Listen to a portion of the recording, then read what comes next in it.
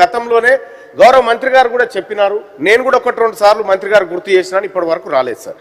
అదొకటి సార్. నిజంగా జర్నలిస్టులకు కావాల్సింది సార్ హెల్త్ కార్డులు కావాలి సార్. అవి హెల్త్ కార్డులు అంటే మనం సూచించినటువంటి దవాఖాన కాడ పోయి చూపించుకొని ఆన్నే చూపించుకోవాలి, ఆన్నే సూది బంద్ వేసుకోవాలనేది కాకుండా సార్. సో ఇవాళ ఎట్లాగో ఆరోగ్యశ్రీ 10 లక్షల వరకు ఇస్తా ఉన్నాం సార్ మనం ప్రభుత్వం నుంచి. ఆ కార్యక్రమాన్ని ఆరోగ్యశ్రీ కార్డు ప్లేస్లో కొత్త కార్డు ఇచ్చేసి గిన్ని నెట్వర్క్ హాస్పిటల్లో ఇది పనిచేస్తుంది అనేటువంటి ఒక కార్యక్రమాన్ని తీసుకుంటే బాగుంటుంది సార్. ఇక మహిళలకు అక్రిడేషన్ వల్ల ఒక రవాణా కార్డు వస్తుంది సార్, ఫ్రీగా బస్ జర్నీ. ఆల్రెడీ మహిళలకు ఫ్రీగా ఇస్తూనే ఉన్నాం. మహిళలు పోగా మిగిలిన కొద్దిమంది పురుషులే సార్ ఒకవేళ ఇవ్వాలనుకుంటే. ఈ చిన్న చిన్న కార్యక్రమాలే సార్, ఇవన్నీ చేయాలి సార్. అలాగే సార్ ఇంకొకటి సార్, నిజంగా కొంతమంది జెన్యున్గా పనిచేస్తున్నటువంటి జర్నలిస్టుల మీద బెదిరింపులు, దాడులు ఇవన్నీ జరుగుతూ ఉన్నాయి సార్. రక్షణ కోసం రాష్ట్ర ప్రభుత్వం వాళ్ళకు అండగా ఒక పాలసీని తీసుకురావాలి సార్. నాట్ ఓన్లీ జర్నలిస్టులు కాదు సార్, అడ్వకేట్లను కూడా రోడ్ల మీద చంపినటువంటి చరిత్రలు, నిర్ణయాలు ఉన్నాయి సార్. సో జర్నలిస్టులు, నిజాయితీగా పనిచేసేటువంటి జర్నలిస్టులు ఎవరైతే ఉన్నారో వాళ్ళకు రక్షణ కల్పించాల్సినటువంటి బాధ్యత ప్రభుత్వం మీద ఉంది సార్. అలాగే చిన్న చిన్న పత్రికలు పెట్టుకొని ఇప్పుడు యూట్యూబ్ ఛానల్స్, తర్వాత డిజిటల్ ప్లాట్ఫామ్లు పెట్టుకున్నటువంటి వాళ్ళ పట్ల రాష్ట్ర ప్రభుత్వానికి ఉన్నటువంటి ఆలోచన ఏంది? వాళ్ళ పట్ల ఏమైనా ఈ రాష్ట్ర ప్రభుత్వం ఆదాయపరంగా వాళ్ళకి ఏమైనా మార్గాలు తీసుకొచ్చే అవకాశం ఉందా? లేకపోతే ఇక గతంలోనే ఉంటుందిగా జర్నలిస్టులకు, మీడియా అంటే ఓన్లీ పత్రికలు, శాటిలైట్ ఛానళ్లు, ప్రింట్ మీడియా అనే మాత్రం అభిప్రాయం ఉందా ఈ రాష్ట్ర ప్రభుత్వం? చెప్పాలి సార్. Honourable minister.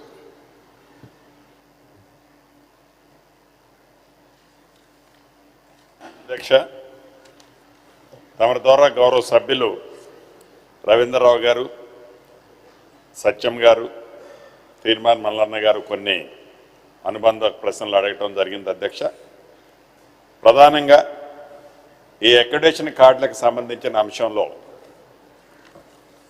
ఈ రాష్ట్ర ప్రభుత్వం ఎక్కడ భేషజాలకు పోయో మీడియా మిత్రుల్ని, అది డెస్క్లో ఉన్న వాళ్ళు కానివ్వండి, వివిధ సెక్టార్లో ఉన్న ఏ మీడియా మిత్రుడిని కూడా సపరేట్గా బైఫర్కేషన్ చేయాలన్నది లేదు అధ్యక్ష. ఫస్ట్ జీవో అలా ఇచ్చిన తర్వాత అనేక పర్యాయాలు ఈ మీడియా మిత్రులు చాలామంది ముఖ్యులు ఆ సంఘాలతో కూర్చొని చర్చించిన తర్వాత ఇదంతా సింగిల్ ప్లాట్ఫామ్ మీదనే ఉంచడం కరెక్ట్ అన్న తర్వాత ఆ జీవోను కూడా కరెక్షన్ చేసి మళ్ళీ ఇచ్చాము అధ్యక్ష. రెండవది, ఈ మీడియా మిత్రుల్లో ఏదైతే కొంతమందిలో కావాలని కొంతమంది ఒక అపోహలకి గురి చేస్తున్నారు అధ్యక్ష. ఇక్కడ ఎక్స్ని ఇబ్బంది పెట్టాలనో, వైని ఇబ్బంది పెట్టాలనో, జడ్డుని ఏదో కష్టపెట్టాలనో ఈ ప్రభుత్వానికి మీడియా మిత్రులలో లేదు అధ్యక్ష. అందరికీ ఏదైతే అక్రిడేషన్ కార్డులు ఇచ్చేది ఏదైతే ఉందో జెన్యూన్గా అందరికీ ఇవ్వాలన్నది గౌరవ పెద్దల సూచనలతో ఒక కమిటీని ఆల్రెడీ వేసాం. ఒక జీవోని ఇచ్చిన తర్వాత దానికి కరెక్షన్ కావాలంటే తప్పకుండా ఇచ్చాం. మళ్ళీ ఏదన్నా చిన్న చిన్నవి ఉంటే కూడా దానికి కావాల్సిన సర్క్యులర్ ఇష్యూ చేయడానికి కూడా ఈ ప్రభుత్వం భేషజాలకు పోయి వాళ్ళని ఇబ్బంది పెట్టేది ఉండదు అధ్యక్ష. రెండో అంశం, ఏదైతే హౌసింగ్ సెక్టార్కి సంబంధించింది సత్యం గారు అడగటం జరిగింది అధ్యక్ష.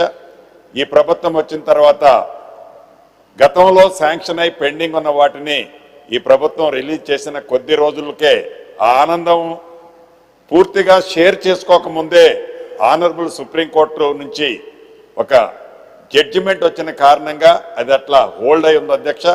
ఈ మధ్య మహిళా దినోత్సవ సందర్భంగా గౌరవ ముఖ్యమంత్రి గారు కూడా మహిళా జర్నలిస్టుల మీటింగ్లో కూడా చాలా స్పష్టంగా చెప్పారు. అతి కొద్ది రోజుల్లోనే ఆ తీపి కబురు కూడా జర్నలిస్టులకి ఏది న్యాయస్థానాల పరిధిలో ఇబ్బంది లేకుండా ఉండే విధంగా దాన్ని ఒక తుది మెరుగులు దిద్ది ప్రతి జర్నలిస్టు అర్హులైన వాళ్ళందరికీ కూడా హౌసింగ్ సెక్టార్లో హౌసింగ్ ఇది ఇళ్ల స్థలం ఇచ్చే కార్యక్రమాన్ని కూడా పరిశీలిస్తుంది. 100కి 100% దాన్ని పాజిటివ్గా చేయాలని ఈ ప్రభుత్వం చూస్తుంది అధ్యక్ష. అదే రకంగా తీర్మాన్ మల్లన్న గారు డిజిటల్ మీడియాకు సంబంధించిన అంశాన్ని, రక్షణకు సంబంధించిన అంశాలను కూడా వారు అడగటం జరిగింది అధ్యక్ష.